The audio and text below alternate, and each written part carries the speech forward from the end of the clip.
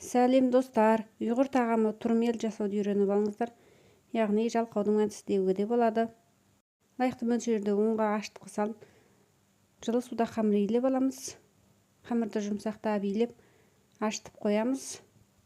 Оған дейін салмасын даярлаймыз. Салмасына тартылған ет және оған ұсақтап туралған көк пиязды қосып, қара бұрыш, паприка, зыра және тұз салып, жақсылап араластырып, 2 ас қасық сұйық май құйып, тағы да жақсылап араластырып дайындап қоямыз. Ашыған қамырды астақтайға алып, ауасын шығарып отырып, ұн сеуіп отырып, жұқа қылып отырып жайып аламыз. Содан соң салмасын бір келкі етіп, тегістеп салып шығамыз.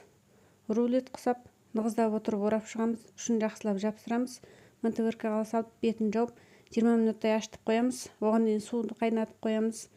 Қайнаған суға 20 минуттай будап пісіріп аламыз. Өте дәмді болып шығады.